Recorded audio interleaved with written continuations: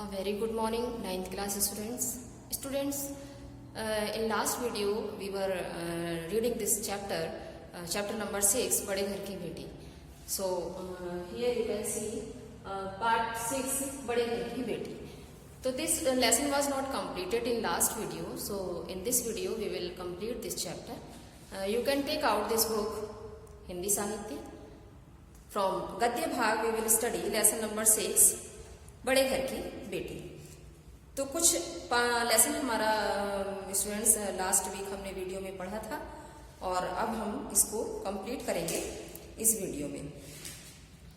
तो यहाँ तक हमने पेज नंबर 33 पर आप लास्ट पैराग्राफ, पेज नंबर 33 पर लास्ट पैराग्राफ हम स्टार्ट कर रहे हैं. यहाँ तक हमने इससे पहले हमने पिछली वीडियो में पढ़ लिया था. तो क्या पढ़ा था बच्चों हमने पिछली वीडियो में इस लेसन के बारे में कि बेनी माधव सिंह हैं, उनके दो बेटे हैं, एक का नाम श्रीकंठ सिंह है और दूसरे का नाम लाल बिहारी है. तो लाल बिहारी की कुछ अनबन हो जाती है श्रीकंठ सिंह की पत्नी आनंदी से. तो दोनों में कुछ कह सुनी हो जाती है, बहस हो जाती है, जिसको लेकर लाल बिहारी बहुत अपसेट हो जाता है और आनंदी भी बहुत परेशान हो जाती है.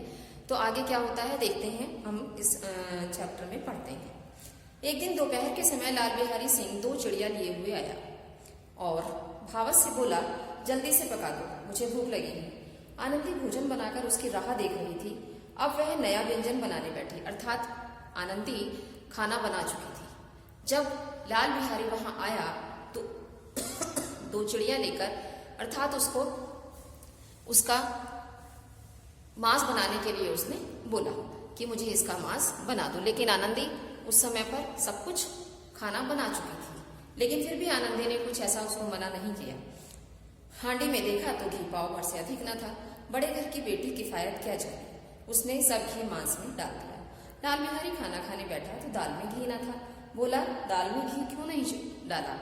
मीन्स अब उसने सारा घी, जितना भी घी था वो सारा उसकी चिड़िया पकाने में डाल दिया. अब उसको लगा कि दाल में घी नहीं है. जब आनंदी ने लाल बिहारी को खाना परसा तो दाल में घी नहीं था. लाल बिहारी बोला कि मुझे दाल में घी क्यों नहीं डाला, केवल तुमने सारा घी उसमें डाल दिया, मैं दाल कैसे खाऊंगा मैं दाल. आनंदी ने कहा, घी सब मांस में पड़ गया. लाल बिहारी जोर से बोला, अभी परसों घी आया है, इतनी जल्दी उठ गया? आनंदी ने उत्तर दिया, आज तो कुछ पाव भर रहा होगा, वह सब मैंने मांस में डाल दिया. अर्थात घी कम था, लगभग पाव भर घी था, वो मैंने सारा मांस में डाल दिया. जिस तरह सूखी लकड़ी जल्दी से जल उठती है, उसी तरह क्षुधा से बावला मनुष्य जरा जरा सी बात पर तिनक जाता है. अर्थात जिस प्रकार सूखी लकड़ी जलाने पर वो एकदम से जल जाती है, उसी तरह क्षुधा में भूख से पीड़ित मनुष्य भी क्रोध से जल उठता है. उसे क्रोध जल्दी अर्थात गुस्सा आता है, इसलिए वो भड़क उठता है.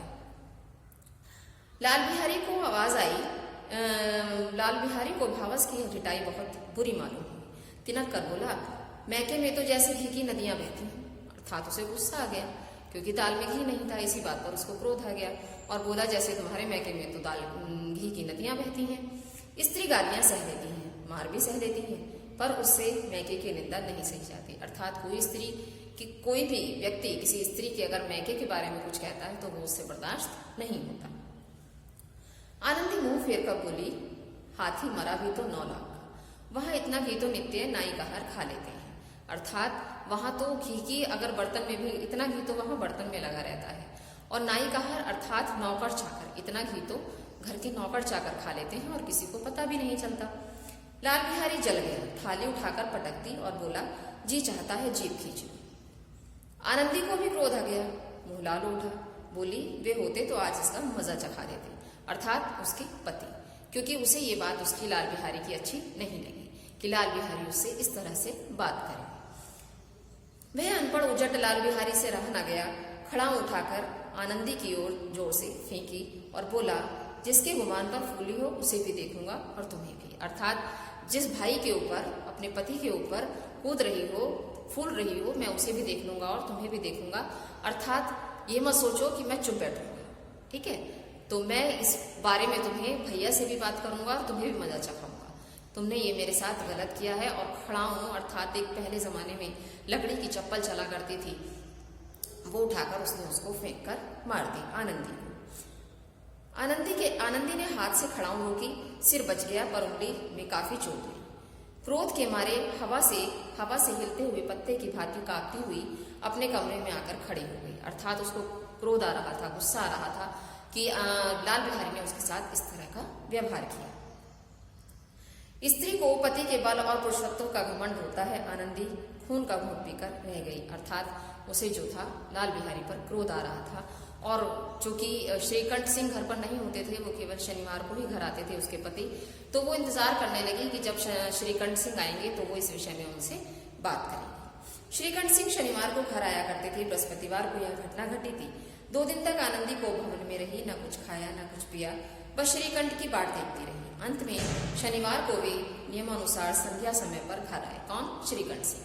श्रीकंठ सिंह शनिवार के दिन शाम को घर आए और बाहर बैठकर कुछ इधर उधर की बातें, कुछ देश काल संबंधी समाचार तथा कुछ नए मुकदमे आदि की चर्चा करने लगे। अर्थात श्रीकंठ जो थे वो जब नौकरी से आया करते थे शनिवार के दिन, तो वो शाम को अपने बाहर चबूतरे पर बैठकर सब लोग उनके साथ, जो उनके साथ के थे, कुछ लोग बड़े थे, सम्मानित लोग थे गांव के, वो उनके पास आकर बैठ जाया करते थे और सब देश राजनीति वगैरह की बातें वो किया करते थे।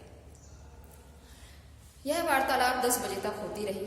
गांव के भद्र पुरुषों को इन बातों में ऐसा आनंद मिलता कि खाने पीने की भी सुध न रहती।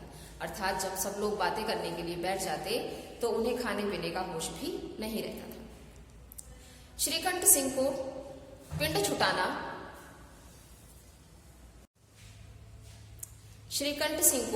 छुटाना भारी पड़ा।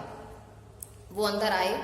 किसी तरह भोजन का समय आया, पंचायत उठ गई, एकांत हुआ तो लाल बिहारी ने कहा, भैया आप जरा भाभी को समझा दीजिएगा कि मुंह संभाल कर बात किया करें, नहीं तो एक दिन अनर्थ हो जाएगा। अर्थात अब लाल बिहारी को अपने भाई से बात करने का मौका मिला। उसने अपनी जो भी बात हुई थी भाभी से, तो वो उसने सारी श्रीकंठ सिंह को बताई। बेनी माधव सिंह ने बेटे की ओर से साक्षी दी। अर्थात उन्होंने अपने बेटे का पक्ष लिया। लाल बिहारी का, हाँ, बहु बेटियों का यह स्वभाव अच्छा नहीं कि मर्दों के मुंह लगे।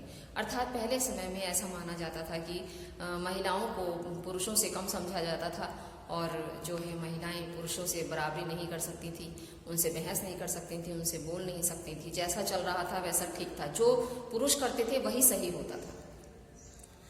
बेनी माधव सिंह ने बेटे की ओर से साक्षी दी। हाँ, बहु बेटियों का यह स्वभाव अच्छा नहीं कि मर्दों के मुंह लगे। लाल बिहारी बोला, वे बड़े घर की बेटी हैं तो हम भी कोई कुर्मी का हार नहीं। श्रीकंठ ने चिंतित स्वर से पूछा, आखिर बात क्या हुई?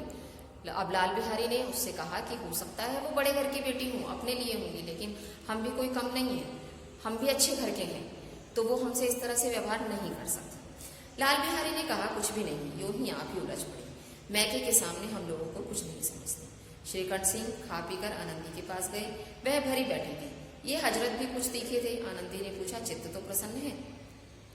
श्रीकंठ सिंह बोले, बहुत प्रसन्न है, पर तुमने आजकल घर में क्या उपद्रव मचा रखा है? उल्टा श्रीकंठ सिंह ने भी आनंदी को ही कुछ कह दिया, कमेंट, व्यंग में बात की, जिससे आनंदी को बुरा लगा। आनंदी की त्योरी चढ़ गई मीन्स और क्रोध आ गया। एक तो वैसे ही वो क्रोध में थी और वो श्रीकंठ सिंह की बात पर आनंदी को क्रोध आ गया। झुंझलाहट के मारे बदन में ज्वाला से दहक उठी। बोली, जिसने तुमसे यह आग लगाई है उसे पाऊं तो मुंह झुलस दूं। इतनी गर्म क्यों होती हो? बात तो कहो। क्या कहूं? यह मेरे भाग्य का फेर है, नहीं तो एक गंवार छोकरा जिसको चपरासीगिरी करने का भी शऊर नहीं, मुझे खड़ाओं से मारकर युवा करता। सब हाल साफ साफ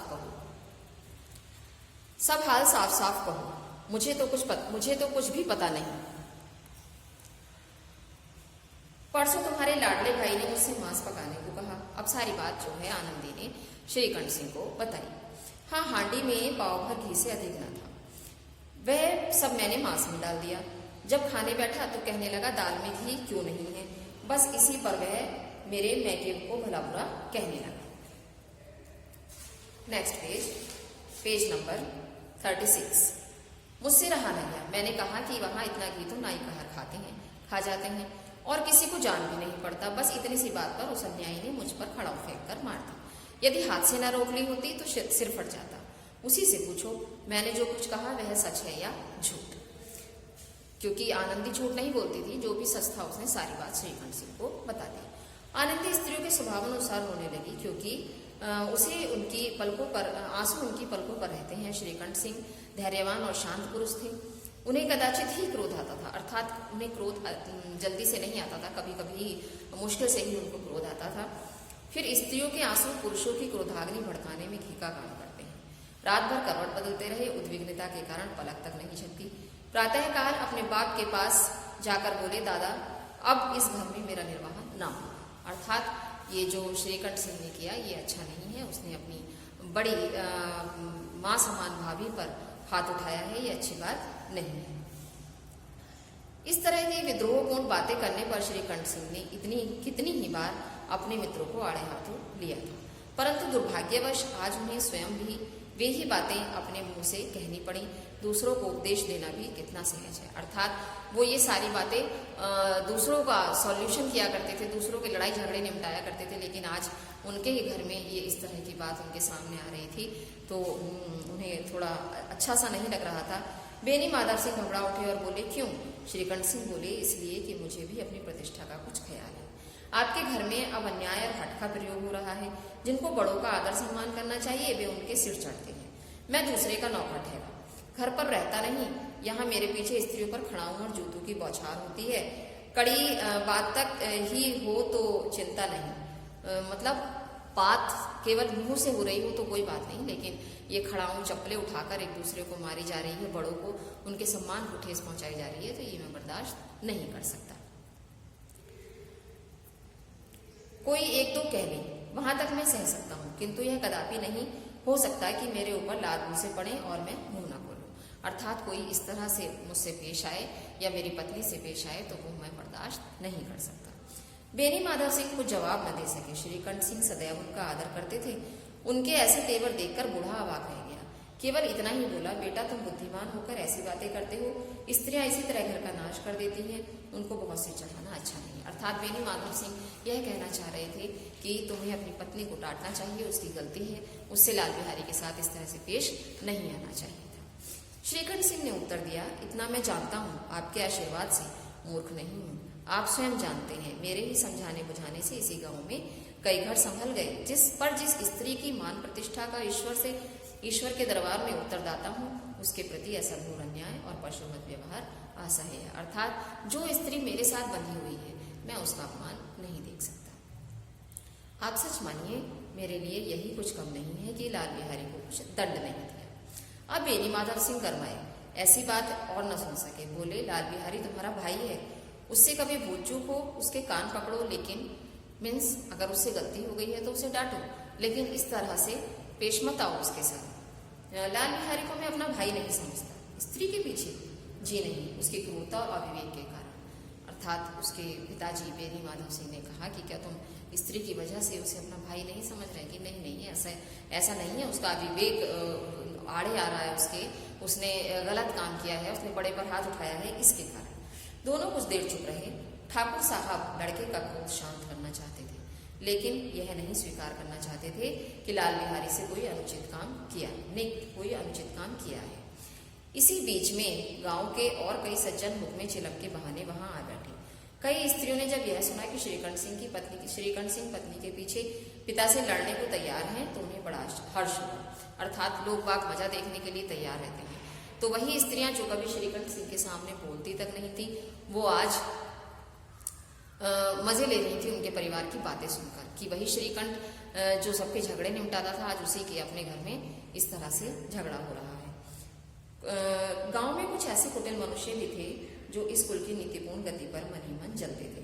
इन महानुभावों की शुभकामनाएं आज पूरी होती दिखाई दी। कोई हुक्का पीने और कोई लगान की रसीद दिखाने के बहाने आकर बैठ गए। अर्थात सब लोग तमाशा देखने के लिए तैयार थे और बहाने से वहां आकर बात का मजा ले रहे थे। बेनी माधव सिंह पुराने आदमी थे, इन भावों को ताड़ गए। उन्होंने निश्चय किया कि चाहे कुछ भी क्यों ना हो, इन देशियों को ताली बजाने का अवसर नहीं था।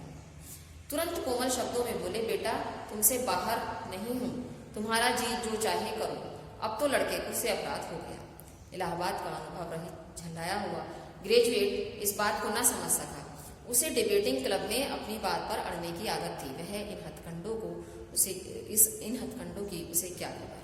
बाप ने जिस मतलब से बात पलटी थी वह उसकी समझ में न आई। अर्थात पिताजी ये चाहते थे, बेनी माधव सिंह चाहते थे कि बात आगे ना बढ़े और इन लोगों को तमाशा देखने का मौका ना मिले। लेकिन श्रीकंठ सिंह की समझ में ये बात नहीं आई थी कि बेनी माधव सिंह क्या चाह रहे हैं। मैं लाल बिहारी के साथ इस घर में नहीं रह सकता। अर्थात उसे क्रोध आ रहा था। उसने कहा, ठीक है, मैं लाल बिहारी के साथ इस घर में नहीं रहूंगा, क्योंकि मुझे उसकी ये बात पसंद नहीं है। आज उसने ये काम किया है, कल कुछ और भी करेगा, तो ये गलत है। बेनी माधव सिंह ने पुचकारा, बेटा, बुद्धिमान लोग मूर्खों की बात पर ध्यान नहीं देते। वह बेसमझ लड़का है, उससे जो कुछ भूल हुई तुम बड़े होकर क्षमा करो। श्रीकंठ सिंह को आवेश आ गया, मीन्स क्रोध आ गया। उसकी इस दुष्टता पर मैं कदापि नहीं रह सकता। यह तो या तो वही घर में रहेगा या मैं। आपको यदि वह अधिक प्यारा है तो मुझे विदा कीजिए, मैं आपका भार संभाल लूंगा। मैं अपना भार संभाल लूंगा। यदि मुझे रखना चाहते हो तो उसे कहिए जाए, जहाँ चाहे चला जाए।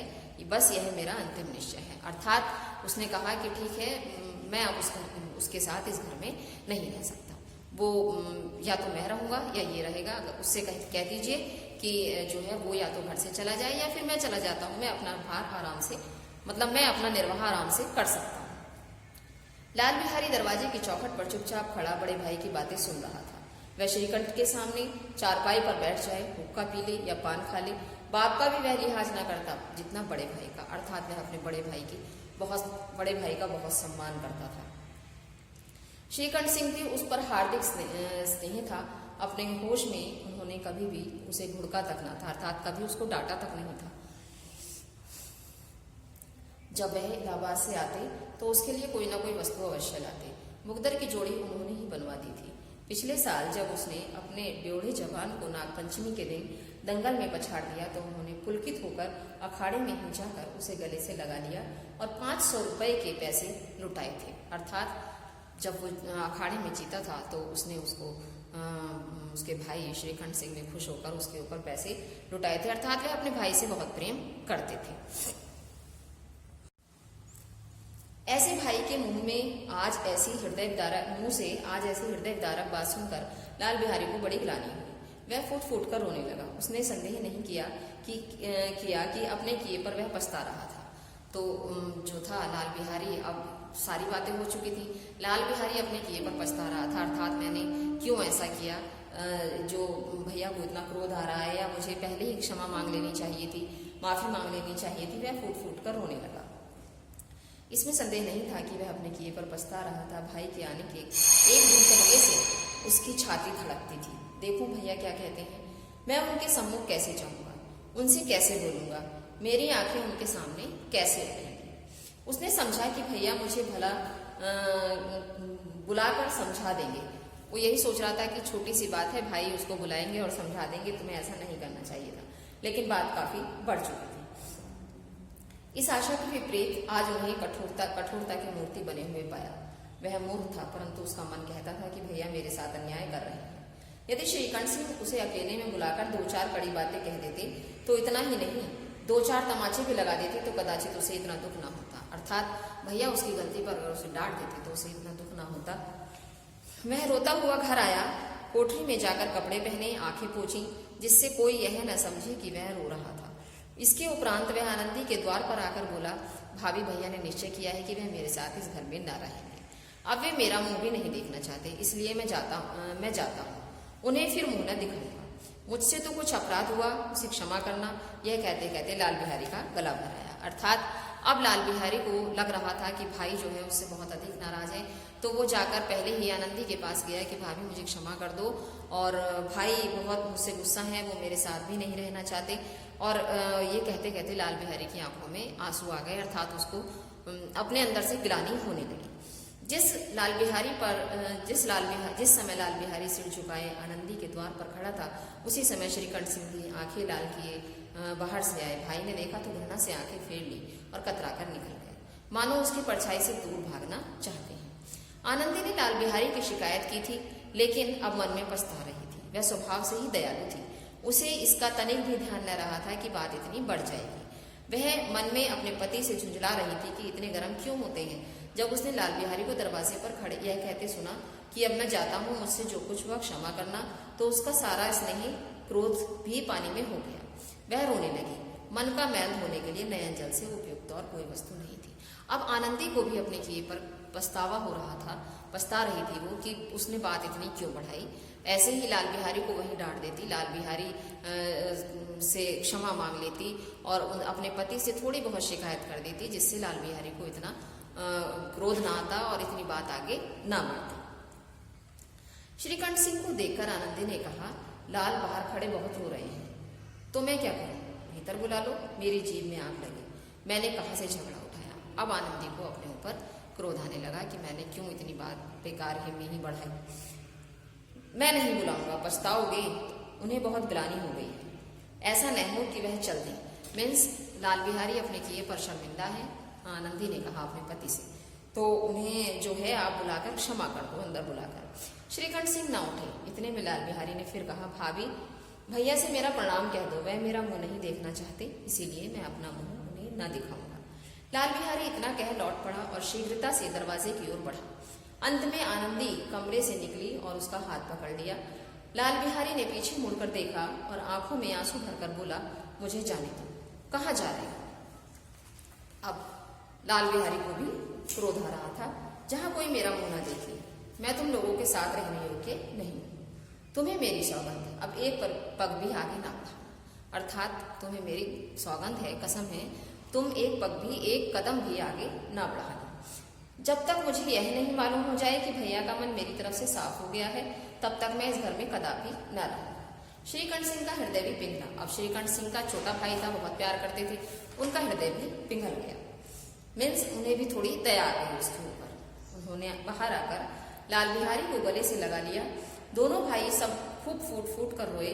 लाल बिहारी ने सिसकते हुए कहा, अब कभी मत कहिएगा कि तुम्हारा मुंह न देखूंगा, इसके सिवा जो दंड देंगे मैं शहर स्वीकार कर लूंगा, क्योंकि लाल बिहारी भी अपने भाई का बहुत सम्मान करता था। श्रीकंठ सिंह ने कांपते हुए स्वर में कहा, लल्लू इन बातों को बिल्कुल भूल जाओ, ईश्वर चाहेगा तो फिर ऐसा अवसर ना आए। बेनी माधव सिंह बाहर से आ रहे थे। दोनों भाइयों को गले मिलते देख आनंद से पुलकित हो गए और बोल उठे, बड़े घर की बेटियां ऐसे ही होती हैं, बिगड़ता हुआ काम भी बना लेती हैं।